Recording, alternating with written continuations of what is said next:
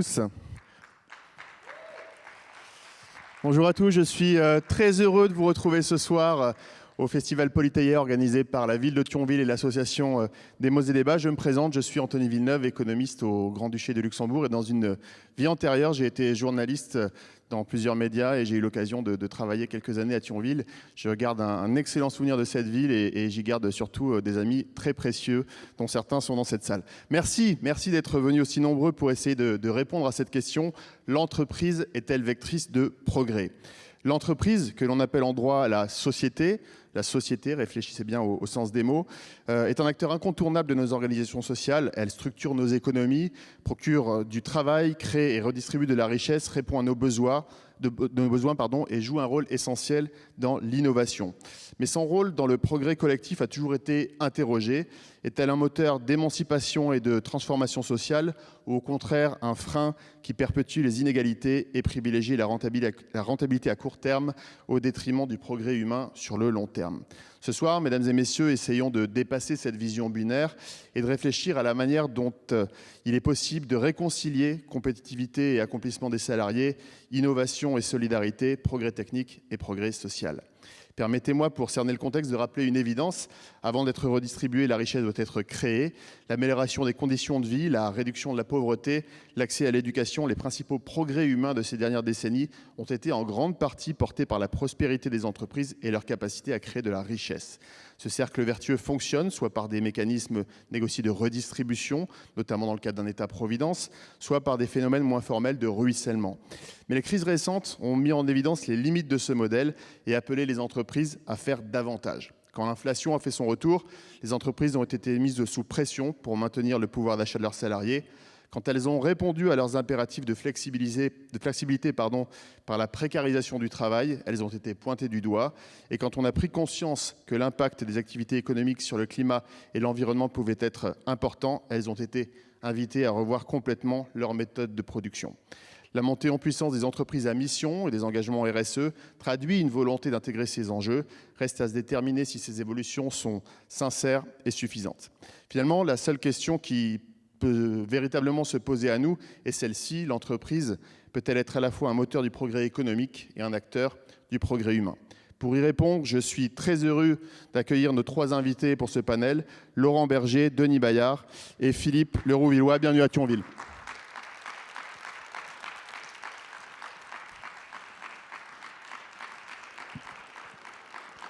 Je vous en prie, installez-vous. Merci à tous les trois d'être avec nous ce soir. Je vais vous présenter très brièvement Laurent Berger. Vous êtes une figure incontournable du dialogue social en France, ancien secrétaire général de la CFDT. Vous avez porté la voix des salariés et défendu sans relâche le compromis entre performance économique et justice sociale. Aujourd'hui, en tant que directeur de l'Institut mutualiste pour l'environnement et la solidarité, créé par le Crédit Mutuel, vous continuez à promouvoir un modèle d'entreprise plus inclusif. Votre engagement se retrouve également dans votre ouvrage qui s'appelle « Pour une société du compromis » que vous pourrez retrouver à la sortie après notre table ronde, qui est une conversation avec Jean Viard et qui appelle à renouer le dialogue et qui se prolonge à travers une collection qui s'appelle « Une société du compromis », toujours aux éditions de l'Aube. Merci beaucoup, Laurent Berger, de votre présence. Philippe Leroux-Villois, vous incarnez une autre manière de penser l'entreprise. Vous êtes le dirigeant et le fondateur du groupe Valo, qui se définit comme un groupe d'entreprises solidaires qui intervient notamment dans le domaine de l'économie circulaire. Vous démontrez qu'un modèle basé sur la coopération, vous tentez de démontrer, on en parlera, qu'un modèle basé sur la coopération et l'impact sociétal peut être viable économiquement. Votre expertise nous éclaire sur les nouvelles perspectives d'un capitalisme plus responsable et résilient. Et enfin, Denis Bayard, vous êtes philosophe politique de formation et spécialiste des relations sociales. En cofondant le cabinet Temps commun, vous avez contribué à accompagner les entreprises face aux nouvelles réalités du travail. Votre regard aiguisé permet de mieux comprendre l'évolution du rapport de force entre les entreprises et la société. Vous êtes l'auteur de plusieurs ouvrages, notamment Indispensable mais invisible, Tenir la promesse faite aux tiers États ou encore Ce qui a rendu possible les Gilets jaunes. Là aussi, des ouvrages que vous pourrez retrouver à la sortie de cette table ronde. Messieurs, merci d'être avec nous ce soir. La question du soir, c'est: l'entreprise est-elle vectrice de progrès ? Et la question du progrès est centrale dans la programmation de Politeia cette année. J'ai vraiment envie de commencer par là. C'est quoi pour vous le progrès ? On a l'impression qu'on vit dans une société où tout le monde n'a pas la même définition de ce que ça peut être. Laurent Berger. Bonsoir à toutes et à tous. Merci de l'invitation. Vaste question quand même. C'est quoi le progrès? Je dirais que c'est la capacité à se projeter, pas simplement à se projeter, à construire une société qui réponde aux défis qui lui sont posés. Et ces défis, ils sont à la fois humains, ils sont économiques, ils sont démocratiques, ils sont évidemment, on le sait, environnementaux, et ils sont aussi technologiques. Et donc, pour moi, le progrès, c'est quand on est capable d'articuler ces différents enjeux et de faire vivre les tensions de façon positive en trouvant des solutions entre les différentes dimensions qui composent finalement une société, qui font que en tout cas quand on est dans une société démocratique, on reconnaît qu'il y a des intérêts contradictoires qui la traversent et qu'ils sont teintés de ces défis de notre temps. Pour moi, c'est ça le progrès, avec une particularité, c'est que ceux qui portent cette vision de progrès, ils ont un petit désavantage sur d'autres, sur ceux qui pensent que la société telle qu'elle est satisfaisante, et puis sur ceux qui pensent que le progrès, c'est le retour au passé. Parce qu'on a un désavantage. Ce désavantage, je pense, c'est tout simplement que ce qu'on construit, on n'a pas totalement des certitudes, on a des convictions, on a des expérimentations à mener et on ne sait pas toujours quels seront leurs résultats. Et donc, ça nécessite que si on veut construire du progrès, c'est qu'elle repose sur des valeurs totalement inaliénables et incontestables. Ça me paraît être la base. Denis Maillard, vous partagez cette définition? Bonsoir et merci de l'invitation, de l'accueil. Oui, je me retrouve assez bien dans cette définition. J'allais dire, si on réfléchit dans le monde démocratique dans lequel on est, on parlera d'émancipation individuelle et collective avec la promesse qui est celle de l'autonomie. On en reparlera peut-être tout à l'heure. Je crois que surtout, en fait, le progrès, mais je veux dire, ça fait 80 ans qu'on est avec cette question-là. On a vécu 4 crises du progrès qui aujourd'hui se mettent ensemble et nous donnent une situation bien particulière. On a d'abord connu la crise une crise philosophique du progrès. C'est la crise de la raison instrumentale après la Shoah, après la bombe atomique. Où nous emmène la raison? Ça, c'est la question que posent les philosophes, etc. Et jusque dans les années 70, en 69, Raymond Aron publie un livre sur les désillusions du progrès. Il est vraiment sur la question de la raison. Ça, c'est le premier élément. Le deuxième élément, social.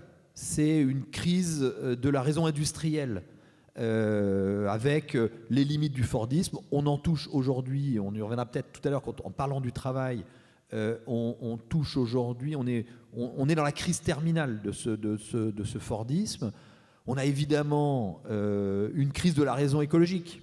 1972, c'est le rapport Meadows. Aujourd'hui, on a les rapports du GIEC et ce qui était prévu en 72, finalement, c'est réalisé, est en train de se réaliser. Et puis, dernière crise qui rassemble un peu les autres, c'est une crise plus politique, plus de la raison, existentielle, crise de l'espérance. C'est-à-dire qu'une fois que l'URSS s'effondre, il est plus possible de penser que le progrès va arriver et qu'il va s'installer.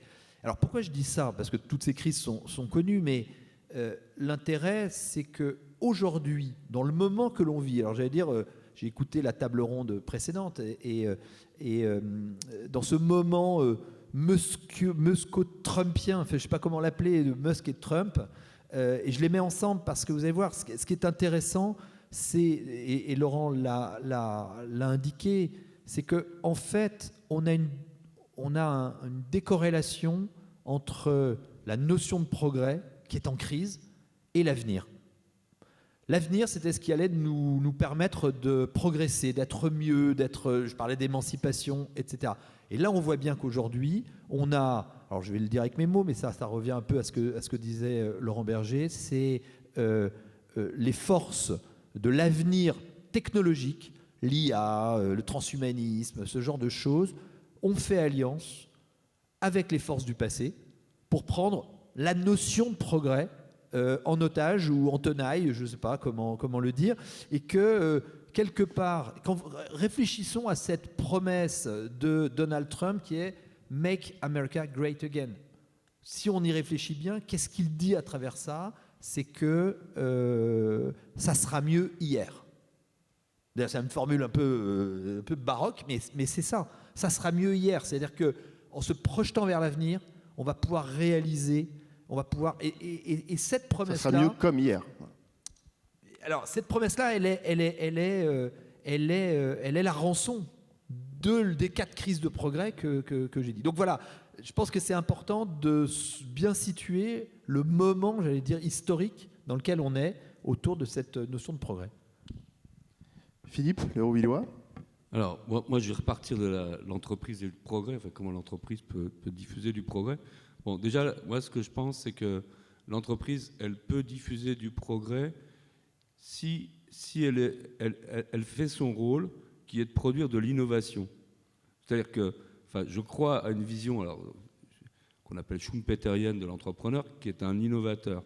C'est-à-dire, il y a de la recherche fondamentale. La recherche fondamentale permet de générer du progrès des connaissances et les entrepreneurs peuvent s'emparer de ce progrès des connaissances pour développer des nouveaux produits, des nouveaux process qui contribuent au progrès. Voilà. Donc le progrès technique, il émancipe. Il a émancipé les humains des tâches les plus laborieuses, de la difficulté de produire. Donc pour moi, déjà, l'entreprise, elle a ce rôle-là d'innover au sens, je prends des résultats de recherche fondamentale et je les mets en œuvre dans l'entreprise pour produire plus de bien-être. Bon, j'avais pensé, quand j'ai réfléchi à cette table ronde, au cas de Pfizer. Pfizer a récupéré des résultats de la recherche fondamentale, notamment faite en France d'ailleurs, pour fabriquer d'une nouvelle manière un vaccin contre le Covid qui a permis de sauver plein de vies humaines. Donc Pfizer était dans son rôle d'entreprise innovante de manière à produire du bien-être forcément pour l'humanité. Après, pour moi, dans ma vision, Pfizer doit être une entreprise citoyenne, donc ce qui renvoie à cette question des oligarchies, c'est-à-dire être d'accord de payer des impôts pour qu'on puisse continuer à faire de la recherche fondamentale, parce que si on ne fait pas de recherche fondamentale, c'est compliqué d'innover. Voilà. Donc ça, moi, c'est ma première vision de l'entreprise comme étant une entreprise qui doit produire de l'innovation et, si possible, pour le bien public. Et donc, ça renvoie à la question qui est sous-jacente à ce que vous disiez sur Musk, etc. C'est une vraie question, c'est comment on commande la direction du progrès technique. Est-ce que la vision de Musk du progrès technique est la bonne pour l'humanité? Et qui va pouvoir réguler cela? Donc, on en parle pour l'intelligence artificielle notamment, mais c'est vrai un peu pour plein d'innovations. C'est-à-dire comment elle est pilotée, comment elle est gouvernée, est-ce que c'est démocratique ou pas? Voilà. Donc, ça m'emmène sur mon deuxième sujet, qui est que l'entreprise, pour moi, c'est un deuxième groupe social. Il y a, dans les cellules qui forment la société, on va dire, il y a le groupe familial, par exemple, et puis on passe quand même beaucoup de temps au sein d'une entreprise. Pour moi, c'est une société, une entreprise, c'est un groupe social, et c'est un groupe social qui connaît des confrontations, des conflits, et qui doit survivre. Voilà. C'est-à-dire on doit continuer à pouvoir vendre des biens et des services pour encaisser des revenus et les distribuer dans de bonnes conditions.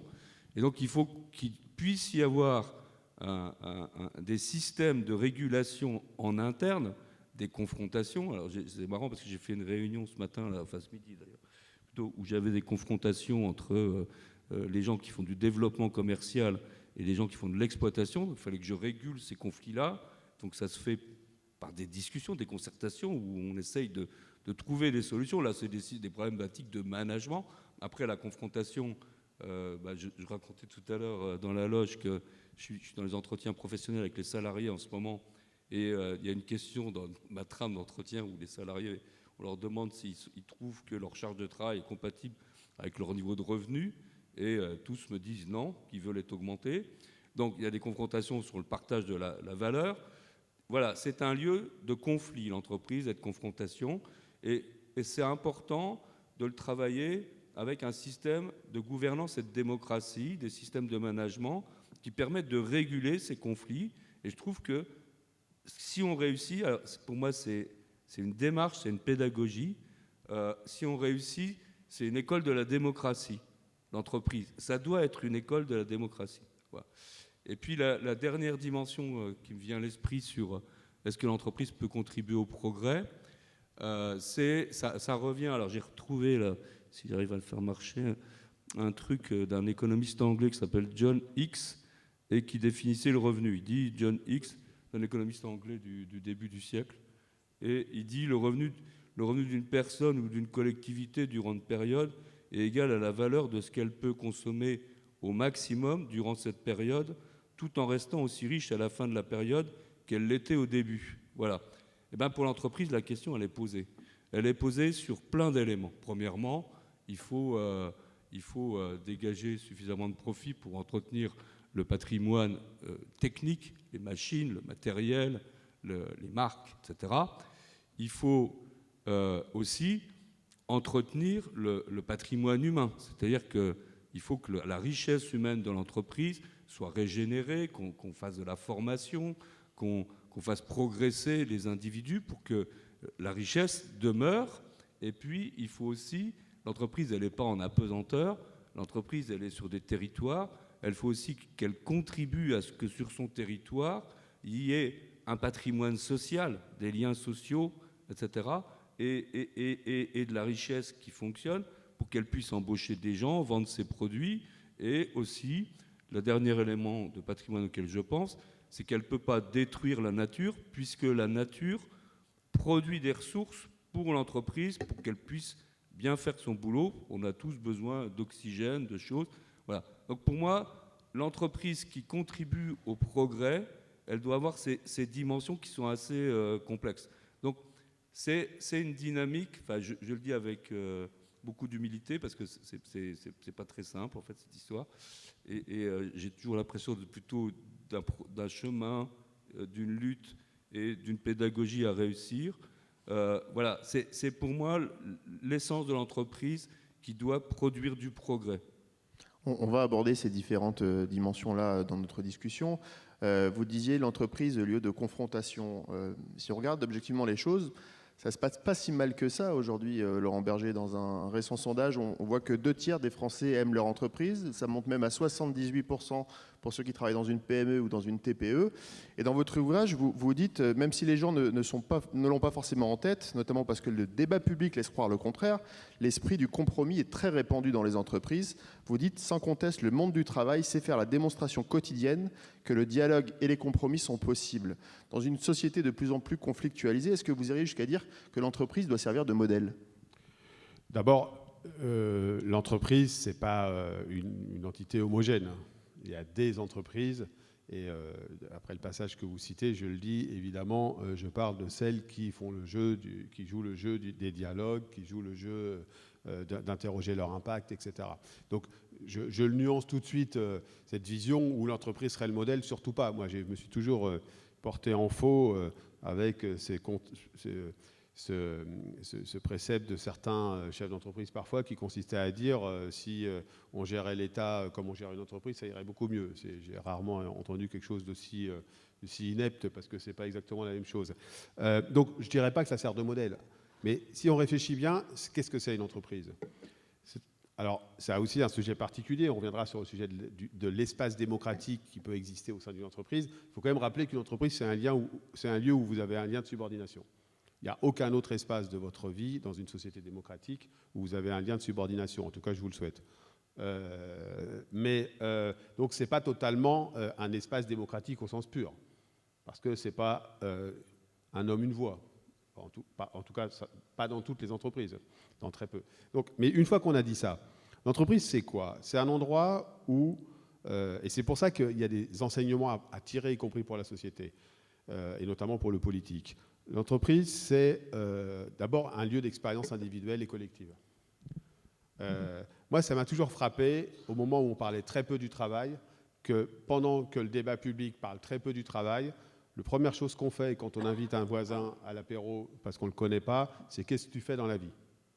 Et en général, ce n'est pas pour savoir s'il joue aux cartes à la belote le samedi, quoi. Donc le travail, ça reste quelque chose d'extrêmement présent. Et l'entreprise, c'est quoi? C'est un endroit où il y a un objectif partagé. Il y a la finalité d'un processus de production, qu'il soit de biens ou de services. Il y a un objectif partagé. Il y a une perspective commune, quelque chose à faire en commun. Et puis, c'est un endroit qui est traversé d'intérêts très contradictoires. Ce que j'appelle, moi, la vertu de la conflictualité. C'est-à-dire que l'intérêt du travail, des deux parties constituantes de l'entreprise, que sont le travail et le capital, ce n'est pas les mêmes. On n'est pas en tout point. On a beau partager un objectif commun, on n'a pas forcément les mêmes intérêts. Et oui, dans certains cas, on a beaucoup d'endroits, beaucoup d'entreprises, où cette conflictualité, elle ne vire pas à la façon dont vire la conflictualité dans la société. Tout simplement parce qu'il y a un cadre, il y a un objectif commun, il y a un objectif partagé, et il y a presque une nécessité. C'est de toute façon de trouver un compromis. Moi, j'ai toujours expliqué à ceux qui disaient « oui, mais les compromis, on n'a jamais 100% de ce qu'on veut, etc. » Je dis « oui, il y a une autre possibilité. C'est qu'à la fin, il y a un gagnant et un perdant. Et de l'expérience qu'on a tirée, en général, le gagnant, c'est rarement du camp des salariés. » Et donc, le compromis, c'est aussi une nécessité pour faire progresser la situation, y compris des salariés. Donc, moi, je crois que... et il faut regarder les deux derniers grands conflits sociaux qui ont existé. Les gilets jaunes et la retraite.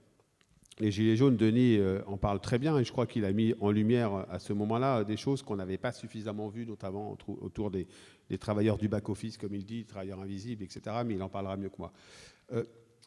Les gilets jaunes et les retraites, ça touchait au travail, hein, les deux. Hein. Les deux touchaient au travail.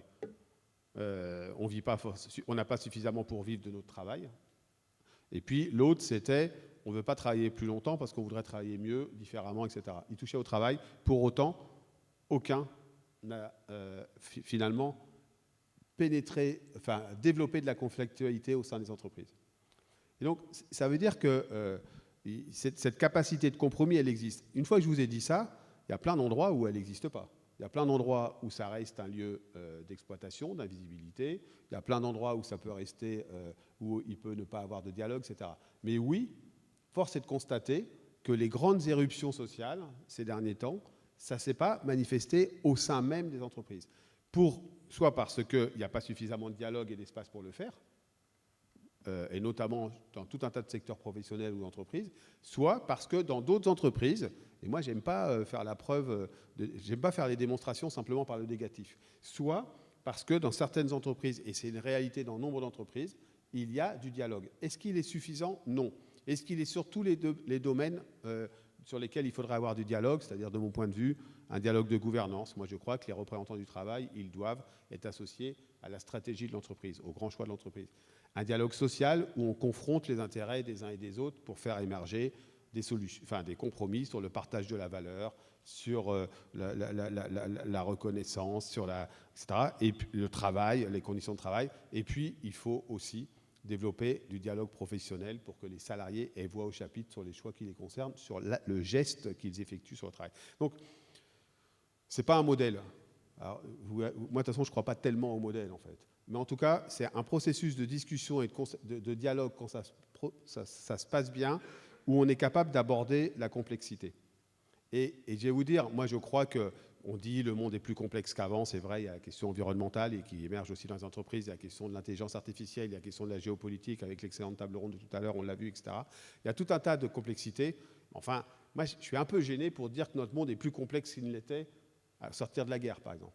Il y avait une chose au sortir de la guerre, il y avait de la perspective de progrès, justement. Dans l'entreprise, ça existe encore. Cette idée qu'on peut partager mieux la valeur, on peut améliorer les conditions de travail, etc. Et moi, je crois que c'est ce à quoi ça nous renvoie finalement, pour finir là-dessus, c'est que quelque part, il y a du commun. Et ce qui manque dans la société, c'est peut-être ce commun qu'on n'arrive plus à définir. Et c'est là où l'entreprise, eh bien, c'est plus facile au niveau de l'entreprise que au niveau de la société, mais l'entreprise, elle est encore un endroit où il y a du commun qui se construit. Denis Maillard, vous avez beaucoup analysé les situations de conflictualité et on l'a dit dans l'entreprise, cette conflictualité, elle porte très souvent sur le partage de la richesse entre le capital et le travail. Comment est-ce que vous analysez l'évolution de ce partage, puisqu'on a l'impression qu'on voit à la fois se développer de plus en plus de modèles alternatifs, de l'actionnariat partagé, de l'actionnariat salarié, des scopes, des choses comme ça. Et de l'autre, on a des sociétés dans lesquelles on a des super dividendes qui explosent. Est-ce que vous voyez une évolution linéaire là-dessus? Est-ce que dans une espèce de philosophie hegelienne, y a-t-il un sens de l'histoire dans ce domaine-là? Alors ça, sur la dernière partie de la question, non, je ne crois pas qu'il y ait de sens de l'histoire, mais ça, on disait le réel n'est pas rationnel, mais il est rationalisable, c'est-à-dire qu'on peut améliorer les choses. Moi, franchement, je ne sais pas répondre à votre question. Je ne suis pas forcément le mieux placé pour répondre. Mais par contre, j'observe des conflits dans l'entreprise.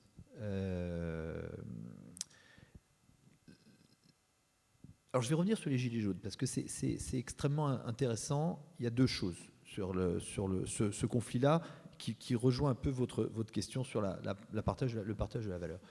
Ce qui était frappant pendant le mouvement des gilets jaunes, Laurent l'a très bien rappelé, il y a un moment, les gens ont dit on ne s'en sort pas, c'est-à-dire qu'on n'arrive pas à vivre dignement de notre travail. Dignement, c'est deux choses. C'est de quelle manière on fait un travail digne, c'est-à-dire que c'est notre travail et quelles sont les conditions de travail. Et puis la deuxième chose, c'est qu'est-ce que ça me rapporte. Et d'une manière générale, on voit bien, et ça, à ce moment-là, ça a été mis en lumière, que le travail, avec des gens qui travaillent beaucoup, etc., ne payent pas suffisamment. Donc c'est une question effectivement qu'il faut avoir en tête. Mais ce qui était extrêmement intéressant, c'était que c'était précisément pas l'entreprise qui était le lieu du conflit. Pourtant, les gens parlaient de leur travail. Il y avait bien une question de revenus, une question de pouvoir d'achat, etc. C'est-à-dire, je ne gagne pas assez, je vais m'adresser plutôt au gouvernement qu'à mon chef d'entreprise. Et donc, je vais pas remettre en cause la manière dont la valeur est partagée dans l'entreprise. Mais je vais remettre en cause la manière dont la question fiscale notamment est posée. Et ça, c'est extrêmement intéressant. Ça, c'est le premier. Et donc là, on sortait, je crois, de la manière dont le conflit social avait été posé depuis plus d'un siècle, où effectivement le conflit était sur la répartition de la valeur dans l'entreprise. Là, on était un peu à côté. Ça, c'est la première chose. Et la deuxième chose, moi, à cette époque, je voyais beaucoup de DRH, par exemple, qui me disaient « Mais est-ce que je vais avoir des gilets jaunes dans mon entreprise ?» Alors, première réponse, ils y sont déjà. Ah bon, vous croyez? Ben oui, parce que le gilet jaune, c'est pas seulement ce qu'on a dans sa voiture pour, si jamais en cas d'incident ou d'accident, on sort. C'est d'abord un vêtement de travail, le gilet fluorescent. Donc oui, d'accord, ok, effectivement. Oui, mais bon, ça veut dire quelque chose aussi. C'est que symbolique, quoi. Le gilet jaune, c'est aussi ce vêtement de travail que mettent les personnes qui ont un travail physique la plupart du temps, dehors, debout, etc. Quand vous associez la stature debout, la posture debout de travail, plus un vêtement de travail, un uniforme, un vêtement de travail, un gilet fluorescent, etc., vous avez tous ces travailleurs, alors moi j'ai appelé ça le back-office de la société de service, c'est-à-dire tous les travailleurs indispensables, essentiels, mais malheureusement socialement invisibles. Et l'autre aspect, c'était de dire, donc on évacue le gilet jaune comme gilet, mais oui, ils vont arriver, parce qu'en fait, il y a une désintermédiation. Les gilets jaunes, c'est la désintermédiation. Et moi, ce qui me frappe dans l'entreprise aujourd'hui, quand j'interviens, notamment, j'ai beaucoup suivi, je ne sais pas si vous vous souvenez, à Noël 2022, il y a une grève à la SNCF des contrôleurs et qui se groupent indépendamment, en dehors des organisations syndicales. et qui font grève à Noël, et ça, ça bloque plein de gens. Et c'est vrai que dans la tradition du conflit social, etc., généralement, on ne fait pas grève à Noël. On essaye d'éviter. Et donc, je m'intéresse à ça. Et qu'est-ce qui ressort? Et ça ressort dans beaucoup d'entreprises. C'est que à la question « quand ça ne va pas, je fais comment ?», il n'y a pas de réponse. Il n'y a pas de réponse managériale, il n'y a pas de réponse parfois syndicale, parce que le dialogue social s'est beaucoup transformé et souvent il s'est éloigné des lieux du terrain. Et donc il n'y a pas de réponse. Donc on se tourne vers son collègue et on dit file-moi ton 06, comme ça on se parle et on crée un groupe. Et on crée un groupe WhatsApp, un groupe Facebook, tout ce que vous voulez. Et au bout d'un moment, on se parle et au bout d'un moment, on dit non, mais là ça ne va plus et ça ne va pas. Et donc on va devenir revendicatif. Donc les formes du conflit ont changé.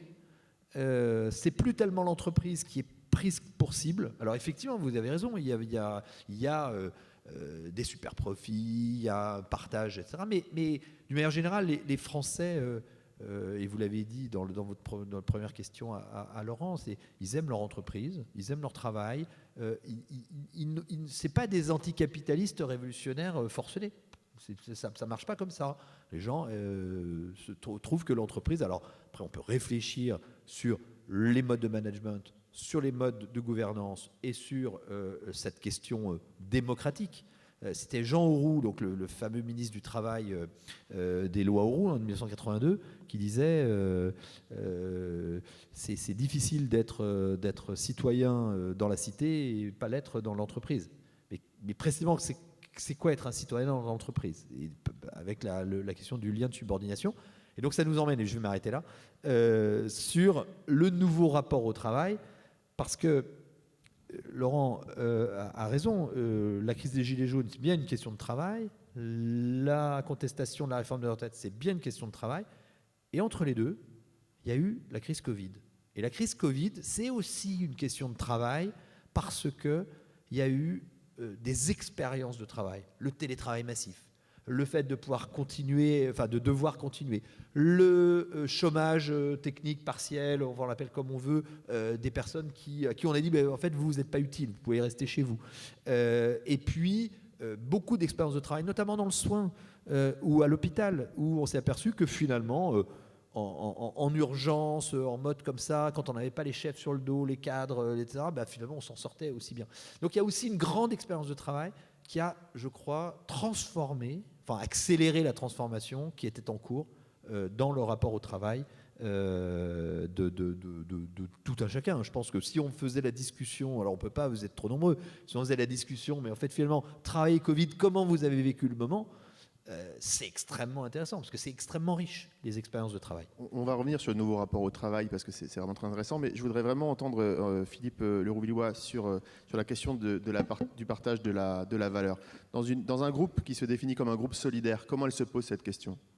Alors, déjà je voudrais revenir, reprendre ce que Denis disait sur les gilets jaunes, parce que c'est un sujet intéressant pour nous, parce que le groupe que je dirige donc, est sur des métiers essentiels. On collecte des déchets, on fait de la propreté, en général, on fait du second œuvre bâtiment.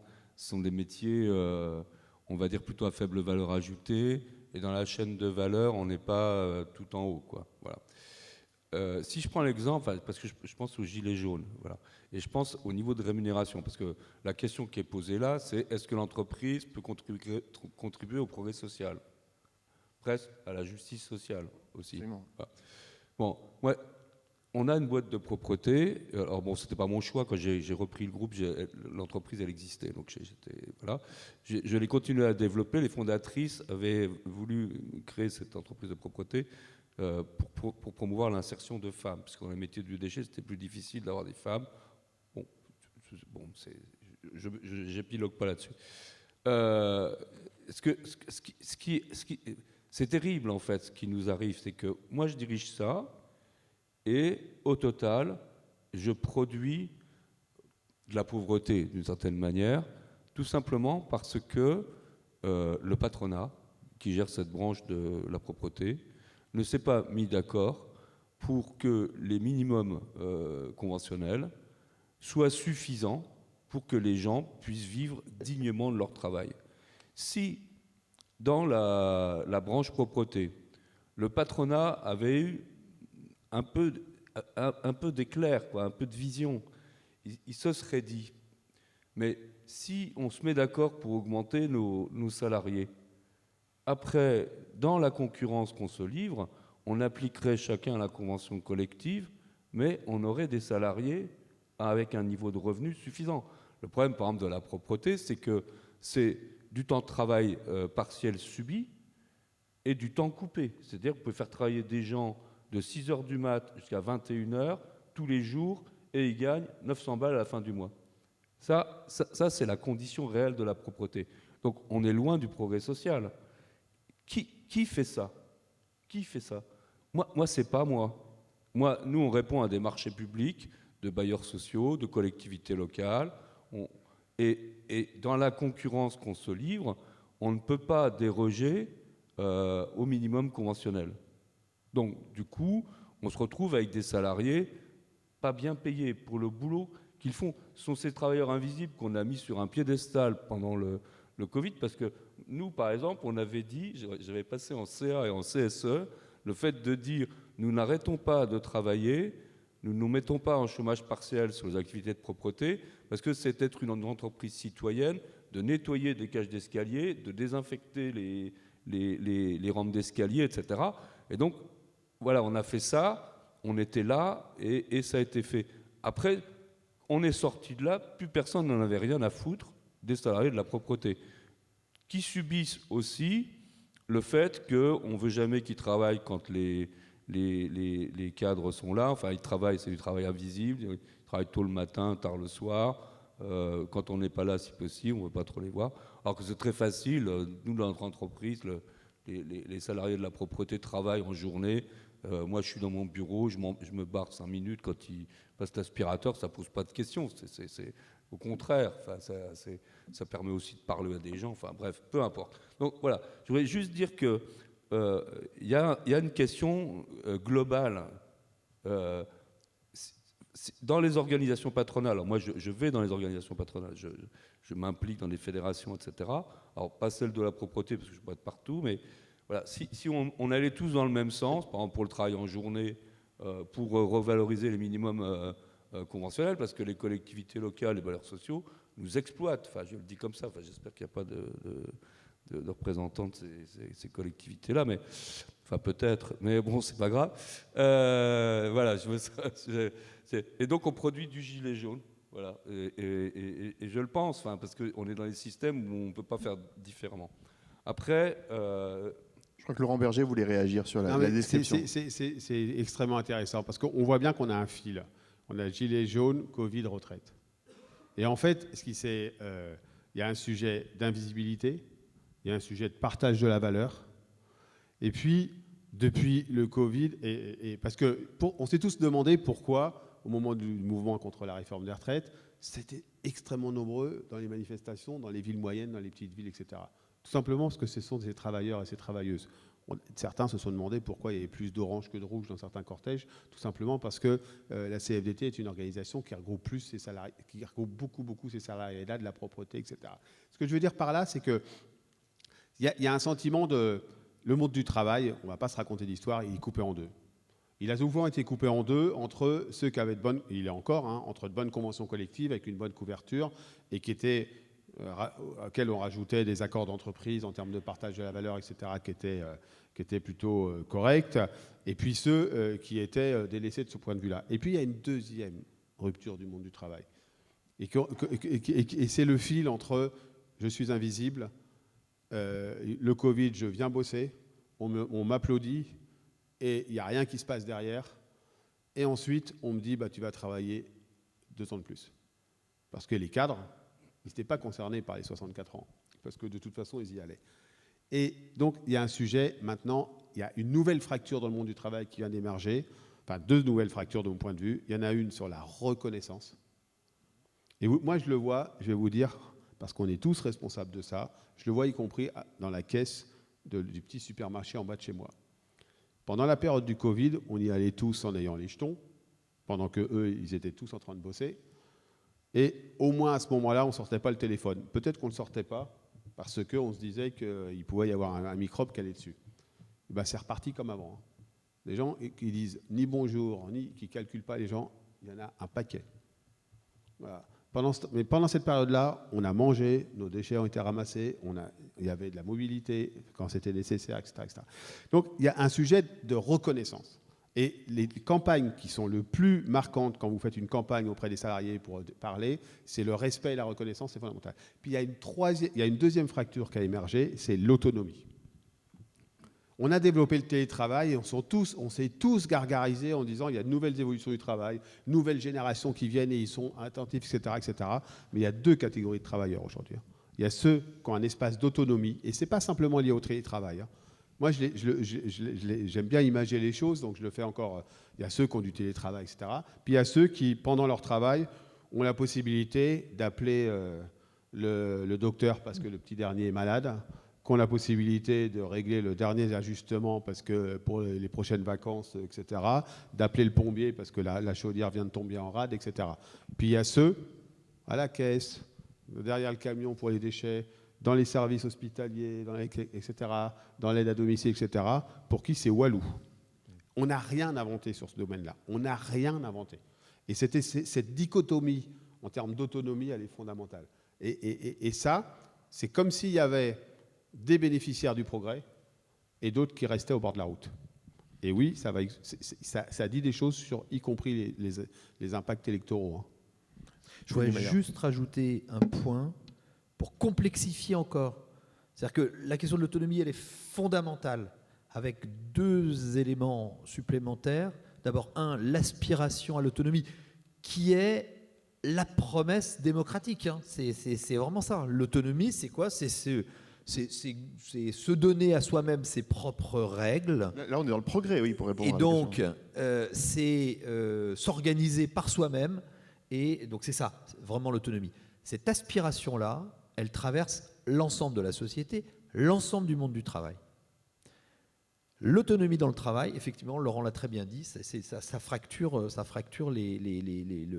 monde du travail parmi des gens qui, 100%, aspirent à l'autonomie. Alors, de différentes manières, on a tous des manières différentes, mais c'est... Voilà. Et en plus, la plupart du temps, les personnes qui n'ont pas d'autonomie dans leur travail sont aussi des personnes qui n'ont pas d'autonomie dans leur vie personnelle. Qu'est-ce que je veux dire par là ? N'ont pas d'autonomie dans leur vie personnelle. C'est des personnes où le travail structure le hors-travail et inversement. C'est-à-dire que vous habitez, généralement, vous habitez loin de l'endroit où vous devez aller. Il y a une fracture. La division du travail est aussi une division géographique du travail. C'est-à-dire qu'en gros, les personnes qui sont au service des autres habitent loin de leur lieu de travail, doivent se déplacer, ont des horaires qui fait que ça leur rend la vie compliquée. On appelle ça horaire atypique, mais enfin bon, c'est des horaires morcelés. Je l'ai dit sur aussi des contrats plus courts. Voilà. C'est l'ensemble de ça qui transforme la quête d'autonomie en réelle difficulté. Et pourtant, ça traverse l'ensemble de la société. Et donc, ça a des effets sur le rapport au travail qui ne sont pas de la même manière. Avec, et je vais en terminer juste là, avec un paradoxe vraiment moi j'appelle ça le paradoxe du back-office, parce que le back-office, peut-être le terme n'est pas génial, mais j'arrive pas à trouver un... C'est quoi le back-office de la société ? C'est une infrastructure économiquement indispensable, socialement invisible, qui permet à une société orientée client, et ça c'est le truc hyper important, de se poursuivre dans le temps, de tenir, et notamment de tenir, on l'a vu pendant le Covid. Le paradoxe, c'est quoi ? C'est que pour que moi, je puisse vivre et travailler de manière autonome, c'est-à-dire sortir de ce qu'on appelle la pièce classique du travail, unité de temps, de lieu et unité de temps, de lieu, et j'oublie le troisième, peu importe. Et donc, pour que je puisse vivre et travailler comme je le veux, où je le veux, quand je le veux, j'ai besoin de tout un tas de personnes qui, elles, vont venir livrer et délivrer des biens et des services qui, moi, vont assurer mon autonomie, mais dont elles ne vont pas profiter, ou alors sous un mode dégradé. Et c'est ça, on est vraiment, la division, elle est vraiment là-dedans, la division du travail, alors qu'on est tous, et donc ça donne on est tous, on est tous en quête d'autonomie, et ça donne des phénomènes, voilà, assez particuliers. Et pour faire comprendre ça, juste parce que c'est bien les images, je m'arrête après. Ma compagne est institutrice. Et elle est confrontée dans les classes à ses parents qui veulent que leurs enfants partent un peu plus tôt en vacances et rentrent un peu plus tard parce que les locations sont moins chères, parce que je sais pas quoi. Enfin bon.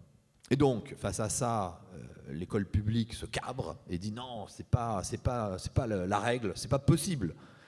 Mais comme il n'y a pas de sanction et que personne va vérifier, les parents font ce qu'ils veulent. Et un jour, donc, elle explique, et elle dit, elle avait les réunions de parents, etc. Elle dit, ok, vous allez partir avant, vous allez revenir après. Bon, je peux pas vous empêcher, c'est pas bien, c'est pas la loi, mais enfin bon, vous avez décidé de le faire comme ça. Alors c'est pas bien pour votre enfant, bon, ok. Mais j'espère que lorsque vous allez commander votre taxi pour aller à la gare, le taxi n'a pas décidé lui aussi de prendre ses vacances un tout petit peu en différé. Et quand vous allez arriver dans le train, j'espère que le conducteur de train ou le contrôleur n'a pas décidé lui aussi de décaler ses vacances. Et quand vous allez arriver dans votre location de vacances, j'espère aussi que la femme de ménage n'a pas décidé de prendre ses vacances en différé. Et pourquoi je dis ça, enfin pourquoi cet exemple-là, il est frappant, c'est que précisément pour pouvoir être autonome dans sa vie, on a besoin de personnes qui, elles, ne sont pas autonomes. Donc la question, c'est le progrès, si on le veut, si l'autonomie est un progrès. Et je crois que pouvoir être autonome dans sa vie et dans son travail, c'est un progrès. Ça, c'est vraiment, c'est sûr, ça participe de l'émancipation. Mais comment on fait pour ne pas oublier tous ceux qui... Et comment on s'y prend pour qu'eux aussi soient autonomes? Et ça, c'est une redoutable question. Justement, la question, on va la poser à Philippe Lerouville. Quand vous dirigez une entreprise, cette quête d'autonomie, comment on la gère? Alors, comment on y répond en tout cas?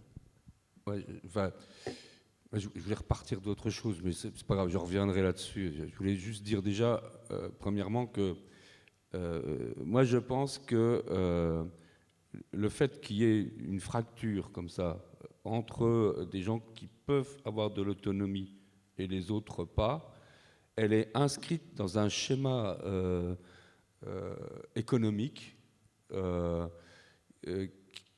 qu'on subit. Voilà. Je vais vous donner juste un exemple simple. C'est alors nous on a par exemple des agences d'intérim d'insertion, c'est-à-dire qu'on met à l'emploi des gens éloignés de l'emploi, via de l'intérim. On les accompagne dans l'emploi, on les forme souvent, on les fait monter en compétences, etc. Si je prends l'exemple du bâtiment, nous, avec qui on va bosser? On va bosser avec des sous-traitants de rang 2, par exemple. Il va y avoir le grand groupe ensemblier que tout le monde connaît, là, je ne vais pas citer, qui va sous-traiter peut-être à une deuxième entreprise, puis à une troisième. Alors nous, on se retrouve à travailler pour la troisième, parce que c'est elle qui est soumise à des clauses sociales dans les marchés, et on va faire de la délégation à ces entreprises-là. Bon, en général, elles respectent la convention collective. Cependant, on est sur des niveaux des capacités financières et des niveaux qui sont très différents. Voilà. Et donc, c'est classifié comme ça. Donc, là où on va avoir... Alors, je vous fais le tableau. C'est à la fin, d'ailleurs, la petite entreprise on pourra avoir des difficultés à se faire payer parce qu'elle est plutôt en difficulté économique, la dernière, puisqu'on a raclé les marges. C'est ça que j'essaie de vous dire. Donc, au dernier échelon, il n'y a plus beaucoup de marge. Et donc là, la question du partage de la valeur, elle échappe à la question de l'entreprise elle-même en tant qu'unité. Elle est sur la chaîne de valeur. Voilà. Donc, dans les grands groupes qui vont faire ça, vous allez avoir majoritairement des gens qui sont cadres, agents de maîtrise et employés, et eux, majoritairement, vont avoir de l'autonomie dans leur travail. Ils vont pouvoir télétravailler, travailler au restaurant, travailler à machin, tout va bien se passer, etc. Après, quand on descend l'échelle, on se retrouve avec les chefs de chantier, les ouvriers, les maçons, etc. Et eux, ils n'ont plus d'autonomie, ils ont du travail telle heure à telle heure, etc., etc. Et en général, effectivement, ils ne peuvent pas trop bien préparer leurs vacances sur un chantier de TP. C'est clair. Mais ça, c'est organisé alors dans l'entreprise, mais aussi en dehors de l'entreprise. Alors, dans l'entreprise que je dirige, forcément, il y a ça. Nous, donc on est à 20 km du Luxembourg, on a besoin de recruter des jeunes cadres, des ingénieurs, etc., avec des niveaux de rémunération qui sont aussi contingents de notre taux de valeur ajoutée, enfin de la valeur qu'on extrait. Et comme on est les petits bas de l'échelle avec les métiers essentiels, voilà, qui sont les moins bien payés, forcément, on n'est pas plein de fric. Donc, du coup, on va avoir des échelles de salaire qui sont... alors on dit de l'économie solidaire, mais c'est rigolo comme truc, parce que, bon, à part, enfin, dans l'économie solidaire, ce qui est solidaire, c'est que l'échelle de salaire, elle n'est pas très importante. Hein, entre le dirigeant et l'ouvrier, l'échelle de salaire, elle est normée, chez nous, c'est 4. Je gagne 4 fois plus qu'un ouvrier. Donc ça marque le fait qu'on soit dans une entreprise solidaire. Cependant, ça crée aussi un plafond de verre, c'est-à-dire que ce que je me rémunère 4 fois plus qu'un ouvrier, c'est-à-dire que je peux pas être compétitif sur le recrutement par rapport à mes voisins du Luxembourg, voire à mes collègues industriels sur le territoire, qui ont des meilleures échelles de salaire. Alors nous, on réussit à fédérer des gens, des cadres, des agents de maîtrise, tout un tas de gens, parce qu'on est quand même... voilà, en donnant beaucoup d'autonomie. Voilà. Et puis, il y a du sens dans ce que les gens font, c'est-à-dire qu'effectivement, on a un axe de développement de l'économie circulaire pour participer à la transition écologique, et puis on a cet axe de participer à l'inclusion de l'emploi de gens qui en sont éloignés. Donc ça permet voilà, on travaille sur ces deux sujets. Et voilà, et vous m'aviez interrogé sur le partage de la valeur dans l'économie solidaire. Donc nous, c'est un groupe, hein, ce que je dirige. En haut, la société mère, c'est une SCOP, société coopérative et participative, et il y a un conseil d'administration qui est composé de salariés, en fait. Voilà. Moi, je suis élu par une assemblée générale de salariés. Les grands principes du système de SCOP, c'est que les réserves sont impartageables. Voilà. Et donc, quand je partirai à la retraite, par exemple, j'ai des actions dans cette société, et ben je gagnerai, je retiendrai, quand mes actions, elles auront la même valeur que ce que j'avais mis au départ dans la société. Alors, revaloriser de l'inflation, mais je ne ferai pas de plus-value. Voilà. Pourtant, le groupe, il vaut des sous, on nous a dit, parce qu'on cherche des investisseurs, ils trouvent que ça vaut des sous. Mais peu importe. Donc, il y a ce sujet-là, ça veut dire qu'on ne cherche pas, il y a un altruisme pour les futurs salariés. C'est-à-dire qu'on essaye de leur laisser les réserves pour que l'entreprise soit pérenne, etc. Donc ça, dans le partage de la valeur, c'est important. Et après, dans les scopes aussi, ce qu'il y a, c'est que la répartition des bénéfices, elle est sur la règle des 3 tiers. C'est-à-dire qu'il y a un tiers qui doit aller sous forme de participation à tous les salariés, un tiers qui doit être mis en réserve, et un tiers qui peut être distribué sous forme de dividendes. Voilà.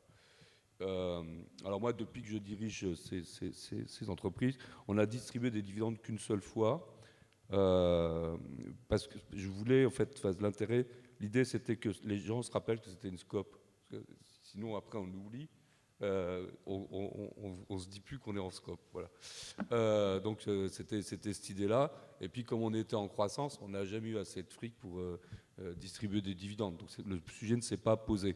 Mais la question après essentielle, c'est plutôt celle de l'échelle des salaires et de la manière dont on l'a fait évoluer dans l'entreprise. Donc nous, c'est travailler en conseil d'administration, c'est-à-dire que l'échelle des salaires, elle est discutée, etc.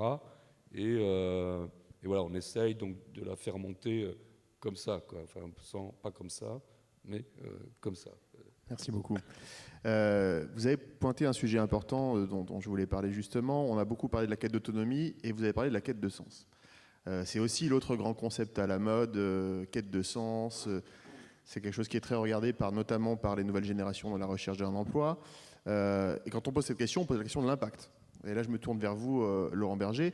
Est-ce qu'on arrive à un moment, selon vous, où l'entreprise doit dépasser son propre rôle économique et se poser la question de l'impact ? Clairement, oui. D'abord, elle ne doit pas commencer à le faire. J'espère que, ça fait longtemps qu'elle aurait dû, si elle ne l'a pas fait. Moi, je pense que l'entreprise elle peut être un vecteur de progrès, pour reprendre le thème de la table ronde, si d'abord elle interroge sa finalité et son impact, au-delà de la reconnaissance du travail dont on a déjà pas mal parlé, pour lesquelles il existe des solutions, hein. C'est-à-dire qu'on a beaucoup posé des constats, mais il y a des solutions à tout ça. Mais oui, l'entreprise aujourd'hui, d'ailleurs, a émergé d'une façon extrêmement claire l'impact sur l'environnement et les ressources naturelles et la biodiversité. Donc, moi, je pense que les entreprises, elles ont aujourd'hui une responsabilité. Et si elles peuvent avoir deux raisons, hein, d'agir sur ce terrain-là, elles ont une raison qui est évidente. Qui devrait être évidente d'une certaine manière, qui ne l'est pas pour tout le monde, c'est des convictions que le rôle d'une entreprise, c'est aussi de respecter l'ensemble et de ses parties prenantes. Et dans ces parties prenantes, il y a nous tous, d'une certaine manière. Hein, donc, comment on renvoie à la société. Moi, je fais partie d'un groupe aujourd'hui, Crédit Mutuel Alliance Fédérale, qui verse 15% de son résultat net à ce qu'on appelle un dividende sociétal. Alors évidemment, parce qu'il y a du résultat, donc et qui nourrit des projets environnementaux et solidaires. Rien n'empêche, même dans une société, c'est de l'économie sociale, hein, et solidaire, mais rien n'empêche dans une société capitalistique de faire la même chose. C'est-à-dire qu'il y a un enjeu aujourd'hui pour les entreprises de se préoccuper des enjeux, de mon point de vue, d'environnement, à travers ce qu'est son activité, mais la façon dont comment on peut le préserver, sur la question de la solidarité. Moi, je vous rappelle que ce qui mine notre pacte social, aussi notre pacte républicain, d'une certaine manière, c'est la progression des inégalités. Et une entreprise ne peut pas s'en désintéresser. C'est vrai dans la société, dans le territoire dans lequel elle évolue. C'est vrai aussi dans sa chaîne de valeur. Et ça a été très bien montré. Hein. C'est quand on est sous-traitant de rang 2, de rang 3, on serre la vis et les entreprises.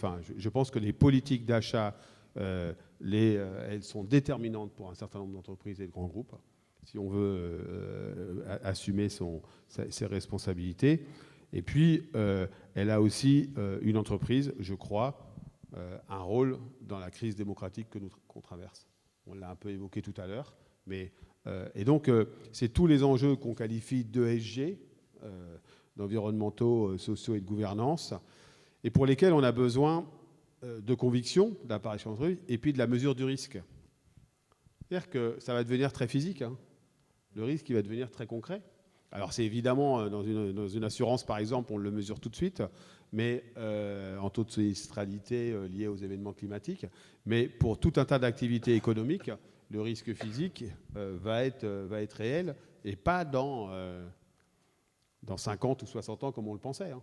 Ce dont on parle, c'est une adaptation, et une atténuation évidemment du réchauffement climatique, mais une adaptation à 4 degrés pour notre pays. 4 degrés, c'est supplémentaire, c'est pas du tout anecdotique pour tout un tas d'entreprises. Et d'ailleurs, c'est pas anecdotique pour le travail. Moi, j'ai été président de la Confédération européenne des syndicats. Dans les moments de grosse canicule, en Espagne, ils ont commencé à revoir les organisations du travail. Et donc, si l'entreprise se désintéresse de ça, moi, je pense qu'elle elle se situe en dehors des enjeux, du jeu, en dehors des enjeux. Et donc, pour ça, il faut muter les modèles d'affaires, il faut muter il faut faire muter les modèles économiques pour que, dans la responsabilité de l'entreprise, il y a ces contraintes-là. Et ces contraintes, est-ce qu'elles sont réglementaires, normatives ? C'est la question que j'allais vous poser. Moi, je pense l'incitation est absolument indispensable et que la régulation est absolument indispensable. Vous dites ça alors qu'on fait marche arrière toute. On prend Là, par exemple la directive oui. CSRD, elle est en Oui, train alors de... la CSRD, pour le coup, je connais bien parce que j'en suis un des responsables dans le groupe dont je vous parle, dans le groupe auquel j'appartiens aujourd'hui. Le truc, c'est qu'il faut que la réglementation, elle serve à l'action. Si elle sert juste au reporting, ça ne sert pas. Et donc, la directive Omnibus... Le reporting est une première étape, souvent. Le reporting est une première étape, mais encore une fois, à condition qu'il ne soit pas noyé. Et que moi, je pense qu'il faut aussi de l'incitation au plan d'action.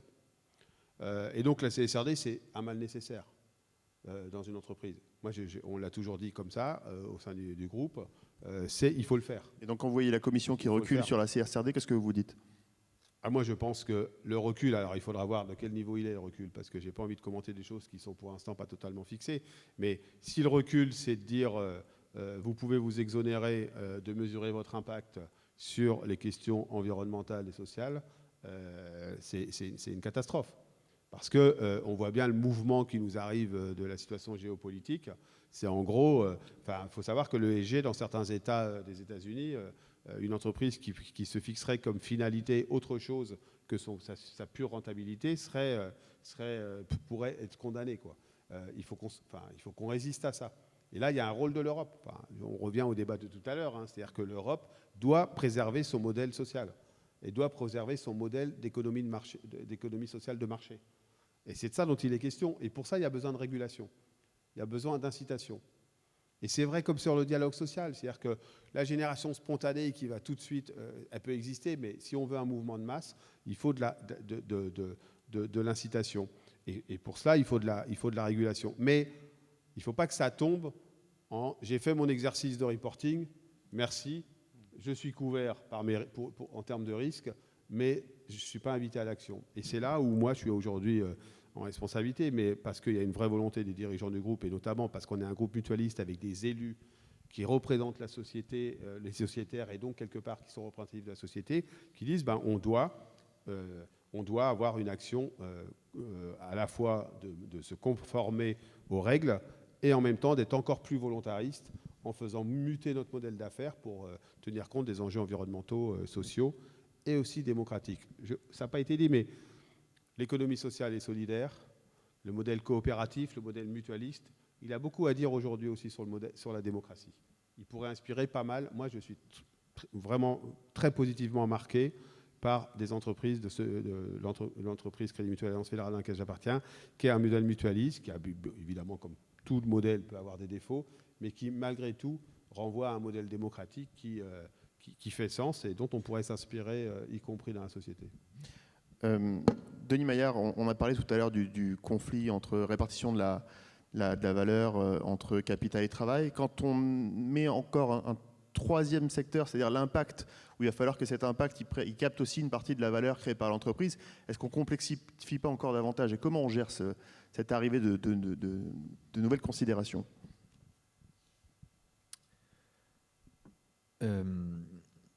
Cette question-là, et puis ce que disait Laurent juste avant, moi, ce qui me frappe, c'est qu'on est... Alors, je vais vous donner juste un exemple. En 2019, il y a 180 entreprises américaines qui disent, qui font ce qu'on appelle un statement, une espèce de déclaration, en disant bon, maintenant la valeur pour l'actionnaire c'est terminé, il faut aussi la valeur pour les parties prenantes et penser les questions de l'impact. Et puis, Laurent l'a très bien dit, aujourd'hui on est dans un moment où toutes ces questions-là sont de nouveau sur la table. Et notamment, en 2019, en France, on a eu la loi, ce qu'on appelait la loi Pacte, avec la possibilité, alors l'invitation aux entreprises de déclarer leur raison d'être, et puis la possibilité de pouvoir devenir une entreprise à mission.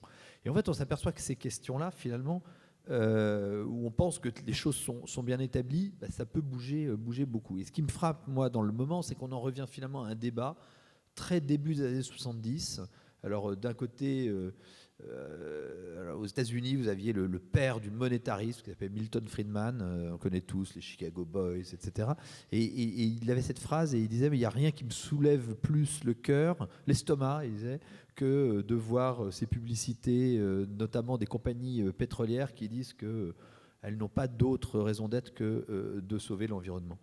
Il disait, et il avait cette conclusion en disant, non, la seule responsabilité sociale de l'entreprise, c'est de faire du profit.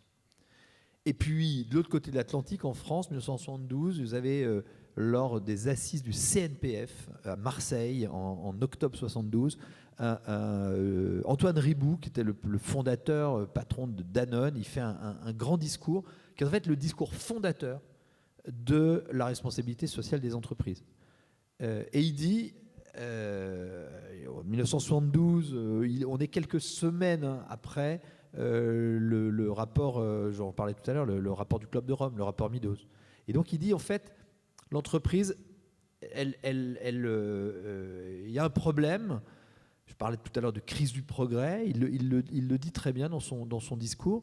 Et il dit, mais en fait, il y a deux éléments. Il y a un élément économique, et il faut prendre en compte la manière dont la croissance économique et la forte croissance a un impact sur l'environnement, et ce n'est pas soutenable à long terme.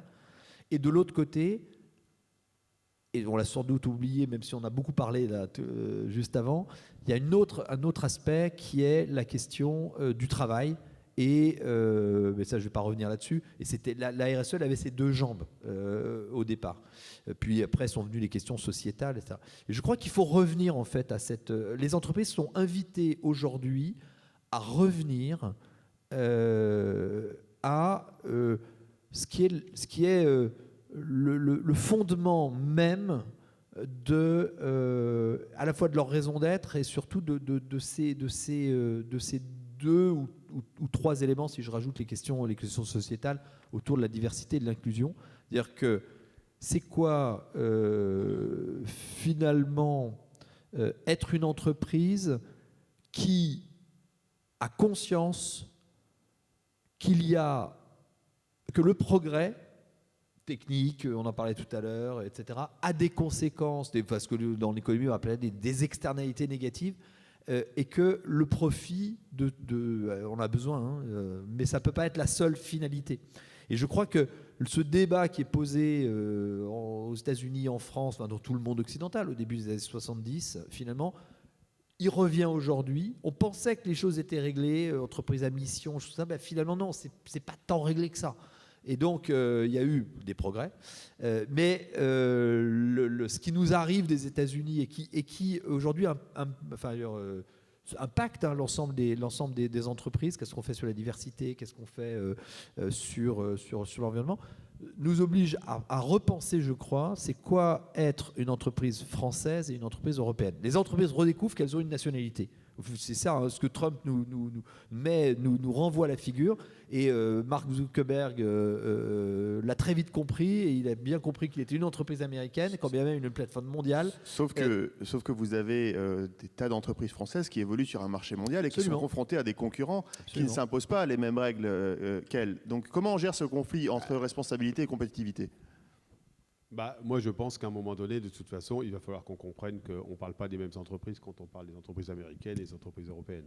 Oui, mais elles sont sur un marché parfois qui est le même. Elles sont sur un marché qui sont les mêmes. Et ça veut dire qu'il va falloir répondre en étant eux aussi, en mettant de la régulation là où ils vont mettre soit de la surrégulation à travers les droits de douane, soit de la dérégulation totale concernant, par exemple, la question de la diversité, des discriminations. C'est-à-dire qu'aujourd'hui, pour des entreprises européennes, la tentation pourrait être de dire, bon, ces questions-là, comme les Américains laissent tomber, on ne veut pas avoir d'emmerde si on est sur le marché américain. Enfin, attention, on est en train de toucher à des choses qui sont juste fondamentales, sur lesquelles on fait juste commencer à trouver des solutions, et on est loin d'être au bout du compte. Je ne parle pas que des États-Unis, la concurrence chinoise, par exemple. Ça veut dire que l'Europe, c'est exactement le débat qu'on avait tout à l'heure. C'est que l'Europe, elle soit moins naïve, elle soit plus unie, elle soit plus combative, et elle défende son modèle. Enfin, de toute façon, ce dont il est question tout à l'heure, on a beaucoup parlé, il a été beaucoup question de défense. Là, il est question de défendre aussi un modèle économique et social dont il faut comprendre qu'il n'est ni le capitalisme chinois, ni le capitalisme américain. C'est une autre forme d'économie. Face à des entreprises irresponsables, je crois que les Européens, les Français dans l'Europe a besoin de définir ce qu'est une entreprise responsable. Mais pas de manière, j'allais dire, un peu automatique, de vraiment penser ce qu'est une entreprise responsable face à un capitalisme irresponsable. Et il faut comprendre que si on veut se battre sur l'enjeu démocratique, c'est-à-dire l'attaque contre les démocraties qui est en cours aujourd'hui, la question de la justice sociale, elle est totalement corrélée. La question de la lutte contre les inégalités, elle est totalement corrélée à l'enjeu démocratique et même à l'enjeu géopolitique. Et donc pour ça, et oui, il faut sans doute muscler la défense, pas pour dire on va s'aligner à la fin vers cette espèce de libéralisation absolue et de renvoi à rôle de l'entreprise qui serait purement un centre de profit. Il faut au contraire, d'abord tout ça, il faut se dire que c'est peut-être un effet de balancier aussi ailleurs, même si ça semble plutôt être durable. Mais il faut se dire, on défend notre modèle social et on le fait collectivement. D'où l'intérêt du salaire minimum en Europe, d'où l'intérêt de régulation européenne sur la question du travail, et pas pour aller mettre des normes partout, etc., pour aller mettre du dialogue. Ce qui nous distingue, c'est notre capacité ou non de dialogue entre les intérêts contradictoires qui traversent une entreprise. Je peux vous assurer, pour avoir regardé un peu le syndicalisme américain, qu'on n'est pas exactement dans la même situation. Eh bien, c'est ça dont il est question. Et soit on se dit la compétitivité, ce qui a quand même été le leitmotiv, c'est le seul prisme au regard duquel on regarde les choses, ou est-ce qu'on le regarde aussi au travers d'un modèle de société, d'un modèle social et d'un modèle démocratique qu'on veut préserver. Et si c'est le cas, il faut mettre les cliquets aux bons endroits pour que, évidemment, il y aura des conséquences en termes de compétitivité ou pas, ça dépend, des secteurs, etc. Mais il faut qu'on le fasse, parce que si on ne le fait pas, à ce moment-là, on plie les Gaules, on va à la pêche, et puis, le coup, c'est contradictoire de plier les Gaules et aller à la pêche, mais on se retire et puis on attend que ça se passe. Et c'est pas une option. Donc c'est comme sur la question de la défense, toute proportion gardée quand même, mais c'est est-ce qu'on s'organise pour préserver une économie sociale de marché telle qu'on la connaît en Europe, qui a bien des défauts, mais je vous rappelle que les travailleurs d'autres pays nous envient quand même largement. Philippe Rouillot. Ouais. Par rapport aux évolutions récentes, parce que moi je suis en prise avec des entreprises, y compris du territoire, donc on voit bien que, alors c'est pas tellement le modèle américain dont je veux parler, enfin en tout cas pas cette problématique-là, mais sur la question par exemple des impacts environnementaux, des impacts sociaux, etc. On voit bien quand même que dès qu'il y a des enjeux, en fait, comme on les vit aujourd'hui, de conjoncture économique, tout simplement, on voit bien que les entreprises ont tendance à remballer les Gaules sur les questions d'environnement, de machin, tout ça. Ils disent, bon, ça, on verra plus tard, parce que là, pour le moment, on a des problèmes de business. Il ne faut pas venir nous emmerder avec sauver la planète, etc. etc. C'est quand même, à chaque fois, je le vis, je l'ai vécu plusieurs fois, ou comme consultant, ou comme aujourd'hui comme dirigeant. Et donc, il y a cette question-là. Donc, moi, je pense quand même qu'il faut et c'est ça qui nous a, jusqu'alors d'ailleurs, bien soutenu sur la manière dont les entreprises pouvaient produire des impacts positifs sociétalement. Il faut qu'il y ait un système qu'on ne puisse pas remettre en cause, donc par exemple l'Union européenne, et qui édicte des règles, des réglementations, alors, qui peuvent être très bien adaptées aux entreprises. Par exemple, moi, je suis plutôt pour les systèmes le système européen des droits à émettre du CO2, qui me paraissent un système assez flexible, mais en tout cas qui est quand même incitatif pour les entreprises. Et je pense que les entreprises, elles ont un problème d'horizon. Voilà. Parce que il existe le paradoxe de Michael Porter.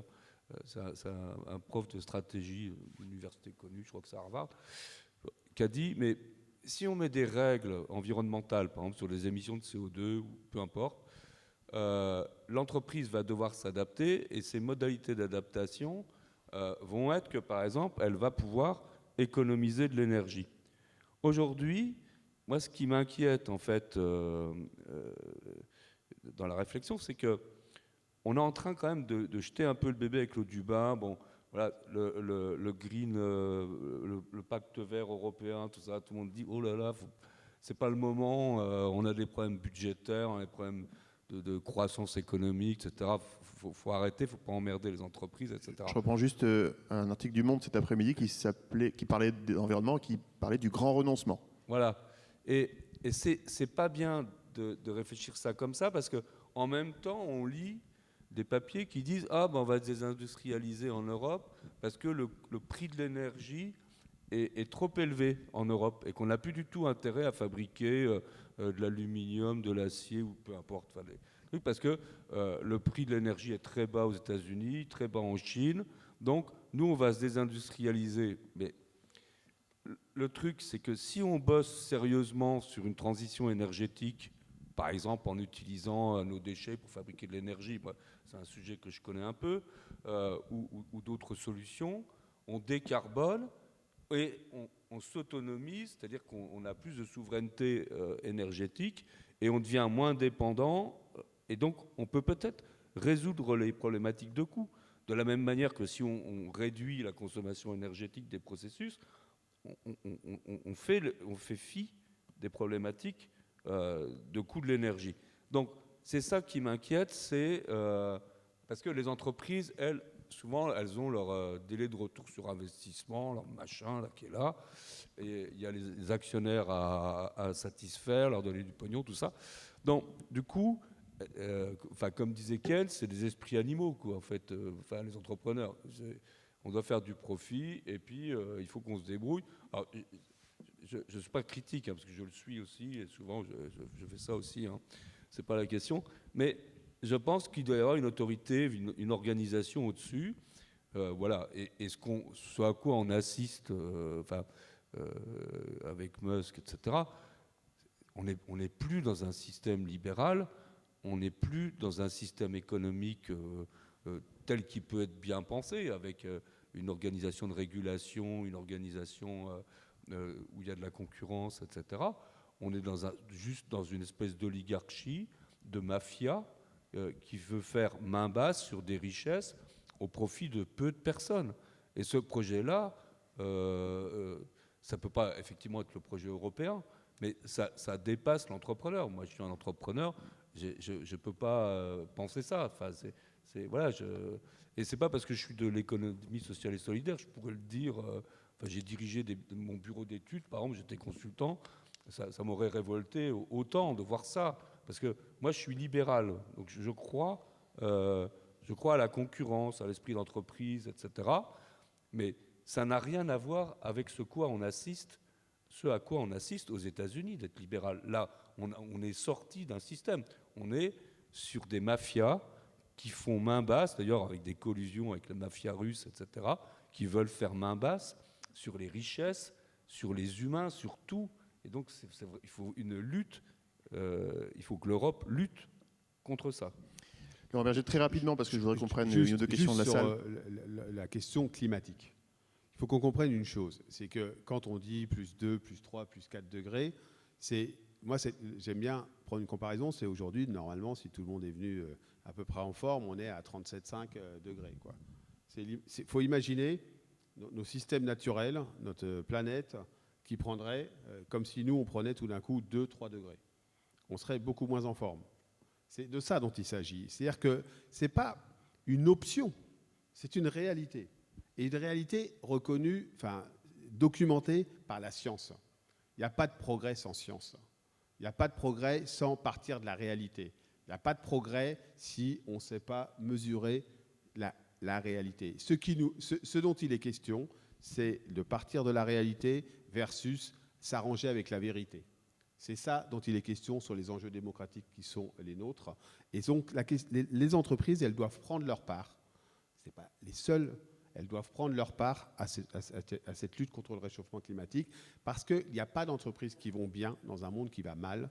Il n'y a pas de travail sur une planète morte, comme disait la Confédération syndicale internationale.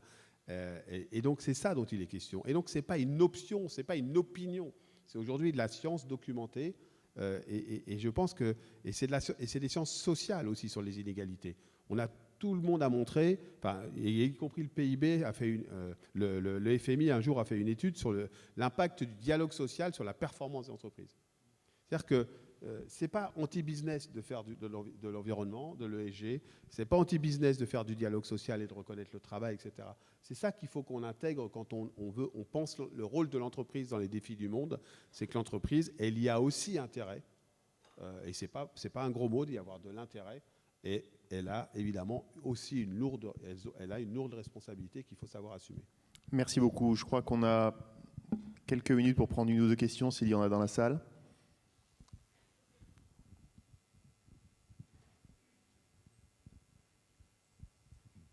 Merci pour ces échanges. Je me posais une question puisque les conditions de travail sont vraiment au centre de tout ce qu'on vient de dire. Et donc, je me disais, en vous écoutant, au XXe siècle, les syndicats ont joué un rôle vraiment majeur, en fait, dans l'évolution des conditions de travail. Et je me posais la question sur le XXIe siècle. Où sont les syndicats ?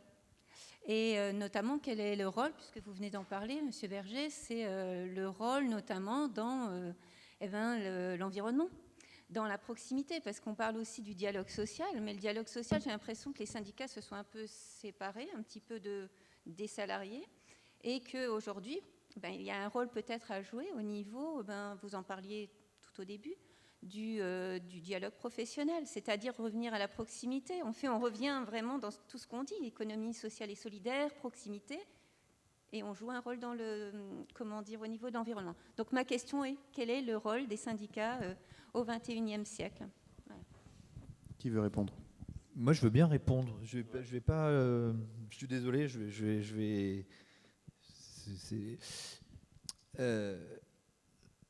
Je crois que ce qu'on a décrit du travail, et notamment de cette division du travail, etc., appelle deux remarques. D'abord, je crois que vous avez entièrement raison. Enfin, je ne sais pas si vous...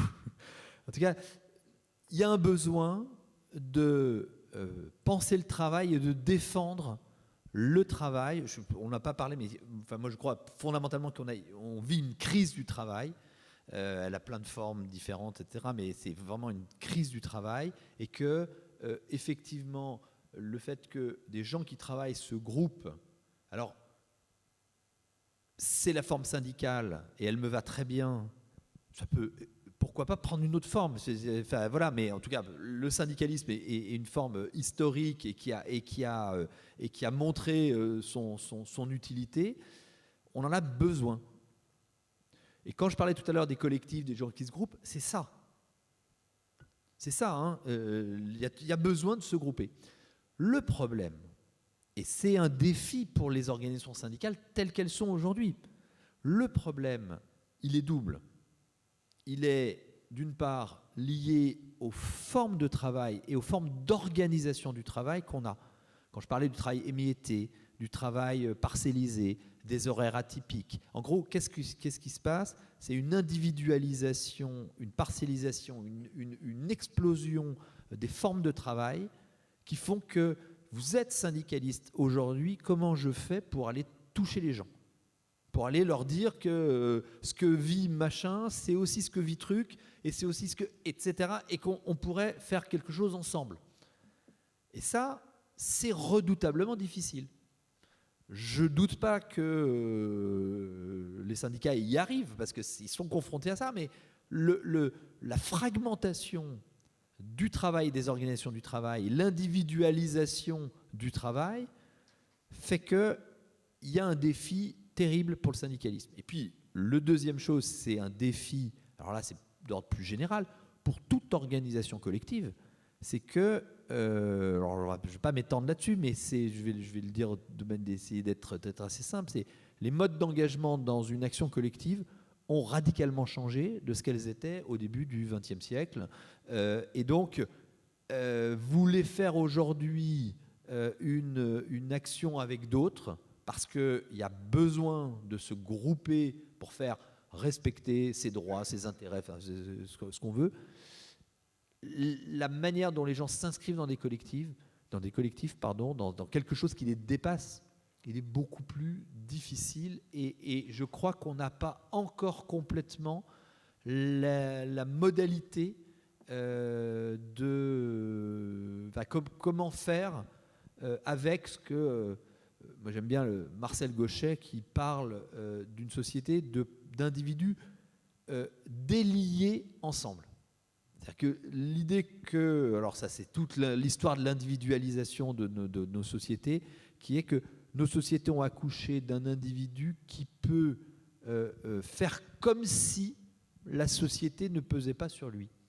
Et donc le rapport à l'intérêt général, le rapport au collectif, etc. Et tout ça est totalement bouleversé. Je crois qu'on n'a pas encore complètement la grammaire des nouvelles formes de... Alors si, les réseaux sociaux sont la matérialisation de ce monde-là. On rentre, on sort, on peut s'inscrire, s'inscrire dans un collectif éphémère, etc. Mais je crois que l'action collective, et notamment syndicale, telle qu'elle a été pendant longtemps, n'a pas encore complètement la grammaire de ce monde-là, et qu'on est face à une des organisations du travail qui explose le travail, qui individualise et parcellise les tâches. Et donc le défi est redoublé. Voilà, c'est ça, mais en fait, il y a besoin de collectif, il y a besoin de défense des intérêts et du travail. Je ne rajouterai pas grand-chose, que je suis d'accord. Moi, je pense que tous les acteurs sont interrogés face aux mutations qui sont en cours. Tous les acteurs. Et c'est pour ça que moi, je me suis toujours gardé de dire les politiques d'un côté, les entreprises, etc., où il aurait fallu les casser, ceux qui avaient réussi. Et tout le monde est interrogé. Et les organisations syndicales aussi. Il y a quand même une constante, en tout cas pour l'organisation syndicale que j'ai dirigée, et je ne parle plus au nom de cette organisation syndicale, je préfère être clair, mais son nombre d'adhérents ne baisse pas. Et sa pénétration d'une certaine manière dans le monde du travail des travailleurs que Denis a qualifié de back-office, elle est plutôt faiblement présente, trop, mais quand même avec des nombres d'adhérents qui n'ont rien à envier, où il n'y a pas beaucoup de leur structure qui auraient envié quelque chose. Donc c'est pas pour défendre, elles sont soumises aux mêmes mutations. Il y a un groupe, pas organisé pour le coup, qui a une lourde responsabilité dans les défis qui sont posés. C'est ceux qui sont les citoyens consommateurs. Les citoyens consommateurs.